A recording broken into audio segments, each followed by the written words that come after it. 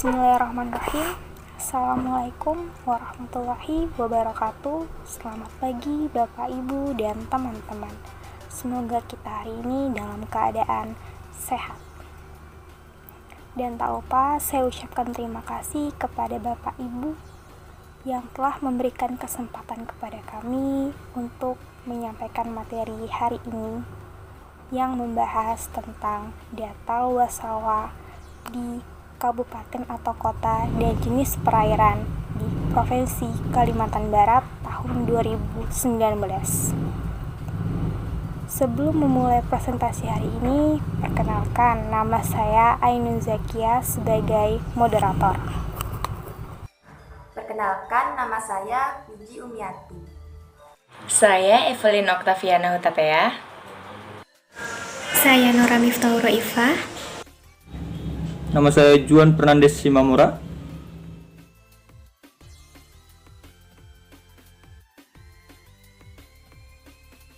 Menyajikan data dalam statistika deskriptif Digambarkan dengan boxplot adalah cara yang tepat. Dengan pola pikir inisiatif dan inovatif, Membawa masa depan yang penuh prospek dan pengembangan yang pesat.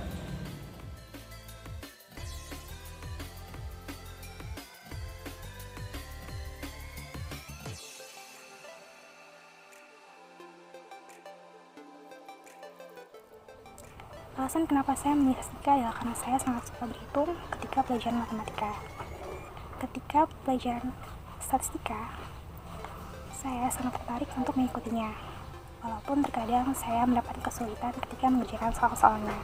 Untuk itulah saya lebih yakin untuk memilih jurusan statistika dan ingin tahu lebih banyak lagi tentang statistika. Kenapa saya memilih statistika? Alasan pertama saya memilih statistika karena statistika berhubungan dengan matematika, yaitu berhubungan dengan angka-angka. Namun, di dalam statistika ini kita tidak hanya menghitung secara manual loh, kita juga menggunakan software-software untuk membantu kita memudahkan dalam berhitung dan mengolah data-data.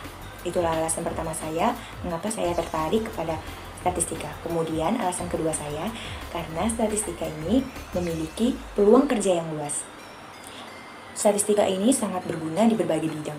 Seperti di era modern ini, statistika sangat berperan penting di dalam dunia pekerjaan. Kemudian, seperti perusahaan-perusahaan, institusi-institusi pasti membutuhkan statistikawan.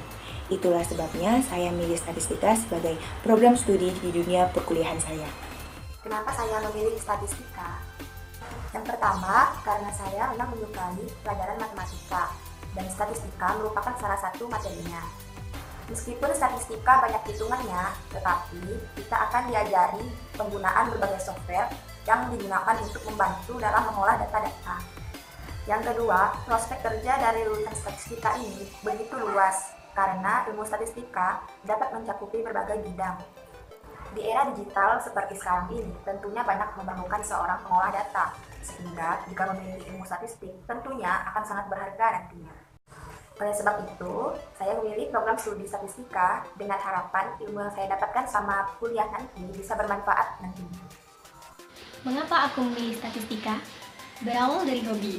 Ya, hobi. Hobi yang dapat meluruhkan rasa bosan. Hobi menghitung, hobi menganalisis, hobi matematika sewaktu di sekolah. Karena itulah, aku tertarik pada statistika. Hasil dari analisis nilai rapotku juga mendukungku. Makin yakinlah aku menginginkan statistika. Jurusan statistika adalah jurusan kuliah dengan prospek kerja yang cukup luas. Sebab itulah, aku memilih statistika. Mengapa saya memilih program studi statistika? Karena saya sangat penasaran dengan ilmu statistika, mulai dari perencanaan, pengumpulan, menginterpretasi, dan mempresentasikan data. Saya ingin menjadi seseorang yang mampu melakukan hal itu semua untuk dapat memperoleh data yang sangat akurat yang dapat membantu setiap orang untuk memahami data tersebut. Selain itu, prospek kerja ilmu statistika sangatlah luas. Ilmu statistika sangat dibutuhkan dalam era digital sekarang, mulai dari instansi pemerintahan seperti BPS, Bappenas, dan lain-lain. Dan selain itu, di sektor swasta, ilmu statistika sangat dibutuhkan dalam berbagai bidang industri, mulai dari keuangan, perbankan, manufaktur, maupun teknologi. Ilmu statistika sangat dibutuhkan dalam era digital saat ini. Itulah sebabnya saya memilih statistika. Terima kasih.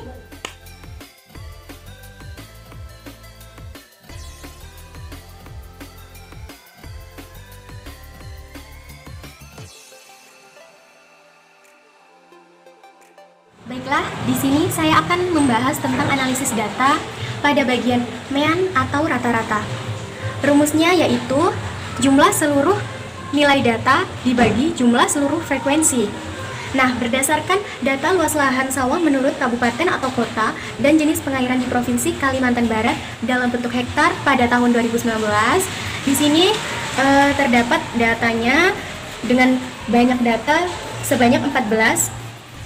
Jadi, rata-rata sama dengan jumlah seluruh nilai data, yaitu 242.972,32 dibagi dengan jumlah seluruh frekuensi datanya. Di sini terdapat 14 kabupaten atau kota di Provinsi Kalimantan Barat, sehingga jumlah seluruh frekuensinya terdapat 14. Jadi, 242.972,32 dibagi 14. Jadi, rata-ratanya adalah 17.355,17. Kemudian, pada bagian median atau nilai tengah. Rumus median atau nilai tengah itu terbagi menjadi dua bagian, yaitu jika jumlah datanya genap, rumus mediannya adalah setengah dikali data ke banyak data dibagi 2 ditambah data ke banyak data dibagi 2 ditambah 1. Sedangkan jika jumlah datanya ganjil, rumus mediannya adalah data ke banyak data ditambah 1 dibagi 2. Nah, pada data luas lahan sawah menurut kabupaten atau kota dan jenis pengairan di Provinsi Kalimantan Barat pada tahun 2019, ini memiliki jumlah data sebanyak 14, sehingga dapat dihitung dengan rumus pada bagian jumlah data yang genap, yaitu median sama dengan setengah dikali data ke banyak data dibagi 2 ditambah data ke banyak data dibagi 2 ditambah 1, yaitu median sama dengan setengah data ke banyak datanya yaitu 14 dibagi 2 ditambah data ke banyak datanya 14 dibagi 2 ditambah 1, sehingga setengah data ke 14 bagi 2 yaitu 7 ditambah data ke 14 dibagi 2 7 ditambah 1, jadi data ke 8 ya. Nah, sebelum menentukan data ke 7 dan data ke 8, data perlu diurutkan terlebih dahulu dari yang terkecil hingga yang terbesar. Nah, di sini berikut data yang sudah berurutan dari yang terkecil hingga yang terbesar. Dapat dilihat kawan-kawan.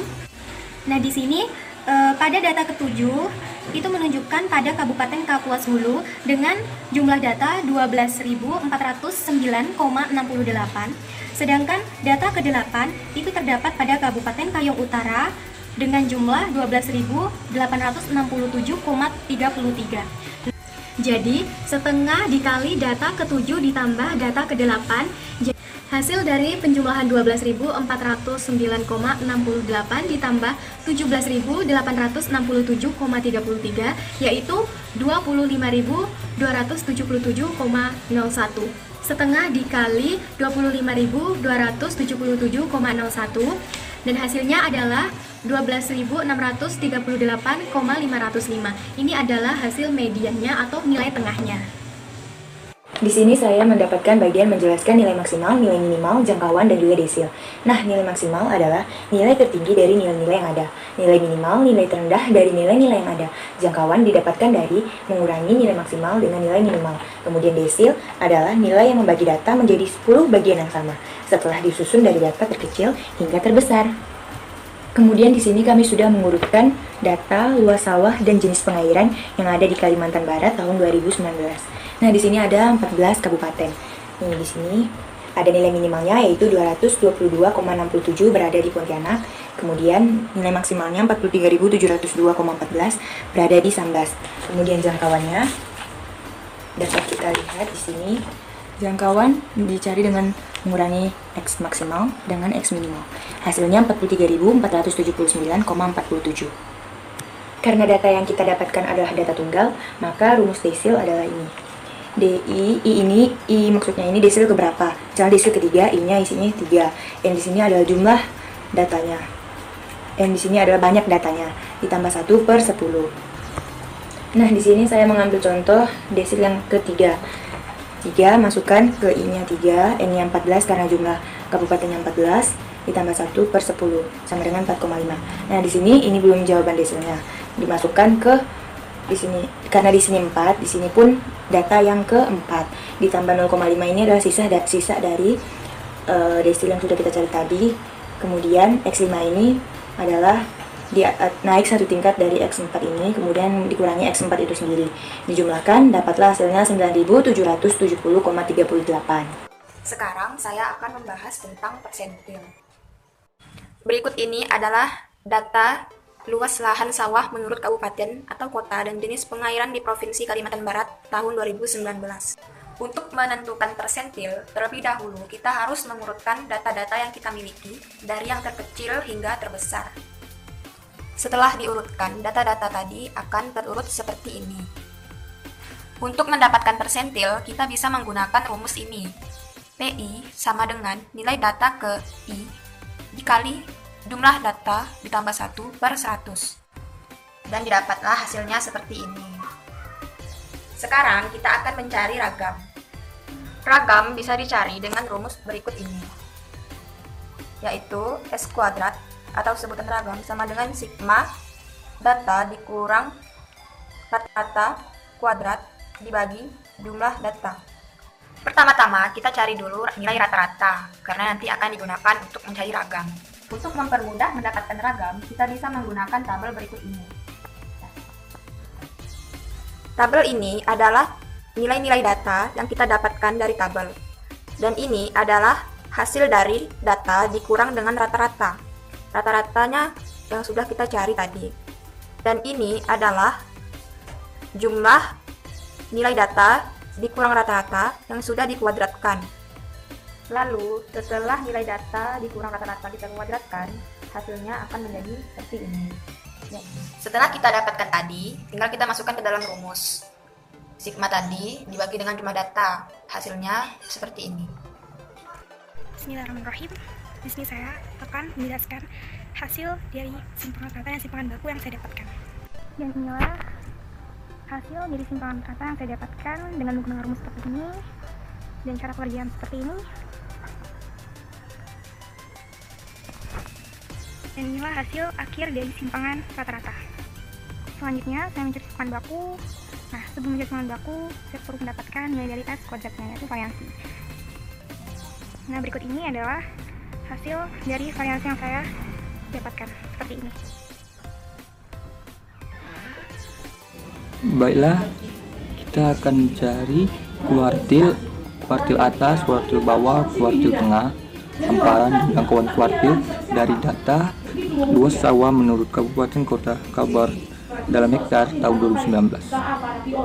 Baiklah, kita akan mulai mencari kuartil, hamparan, dan jangkauan kuartil. Karena data berikut tidak terurut, kita akan mengurutnya dari yang terkecil hingga yang terbesar dan mendapatkan hasil sebagai berikut.